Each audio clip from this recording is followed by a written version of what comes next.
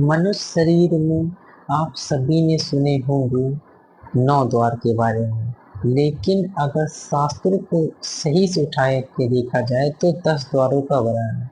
गीता में भी 9 द्वारों का वर्णन किया गया है कि मनुष्य शरीर में 9 द्वार होते हैं, परंतु ऐसा नहीं। अगर पुराने शास्त्रों को उठा के देखा जाए और उन पे डीप रिसर्च की जाए तो देखा जाता है कि मनुष्य शरीर में 9 नहीं बल्कि 10 द्वार हैं।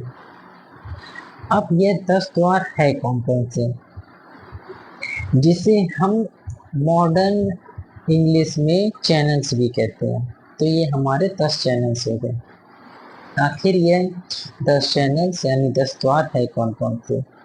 तो सबसे पहला द्वार है हमारा जिससे हम स्टूल जाते हैं।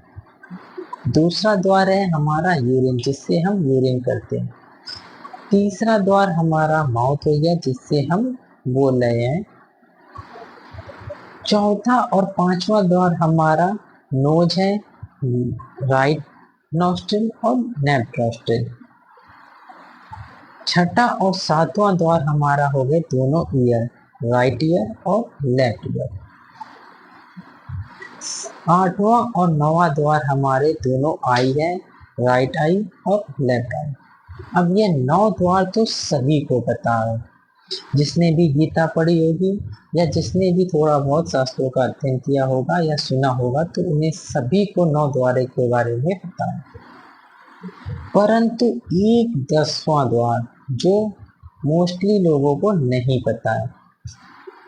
आखिर वह 10वां द्वार है कौन सा, आइए जानते हैं। हमारा 10वां द्वार है हमारी स्किन। हाँ, आप लोगों ने सही सुना, हमारा 10वां द्वार हमारी स्किन यानी त्वचा ही है। अब आप सभी लोग सोच रहे होंगे कि ये द्वार कैसे हुआ।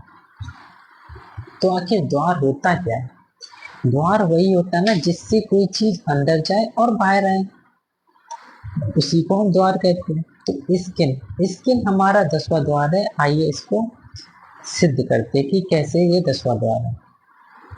जब हम कभी भी स्किन पे कोई रोग हो जाता है तो स्किन पे जब भी हम कोई ट्यूब लगाते हैं या कोई मेडिसिन लगाते हैं तो स्किन के माध्यम से एब्जॉर्ब हो जाती है और कहाँ चली जाती है, स्किन के अंदर चली जाती है। कैसे, क्योंकि हमारी स्किन में छोटे छोटे पोर्स होते हैं जिसे रोम कूप कहते हैं। ये छोटे छोटे पोर हमारे ओपन होते हैं और ओपन होने के बाद इस पे स्किन पे हम जो भी लगाते हैं वह अंदर चला जाता है स्किन के। अब यह तो हो गया अंदर जाने की बात। तो मैंने कहा द्वार वह है जिसके कोई चीज अंदर चली जाए और बाहर भी चली जाए। तो अगर हम किसी चीज स्किन पे कोई चीज लगाते हैं तो वो अंदर तो चली जाती है। अगर कोई मेडिसिन लगाते हैं या फिर जब सर्दियों में हम कोई तेल लगाते हैं तो वो स्किन के अंदर चला जाता है, तो अंदर चला गया। अब बाहर आने की बात करते हैं। जब हमें गर्मी लगती है, हमारी बॉडी हीट होती है तो स्वेट होता है यानी पसीना आता है। तो पसीने के माध्यम से हमारे जो शरीर का पानी है, जो गंदा पानी है, जो टॉक्सिन्स है वो निकलते हैं। तो ये जब बॉडी से बाहर निकला तो ये क्या हो गया, पसीना। तो स्किन के द्वारा ही ये पसीना हमारे बाहर आता है। उस पसीने के साथ साथ कई सारे टॉक्सिन्स भी आते हैं और कुछ कुछ न्यूट्रिशन भी आते हैं, पर फिलहाल मैं इस पे नहीं जाता।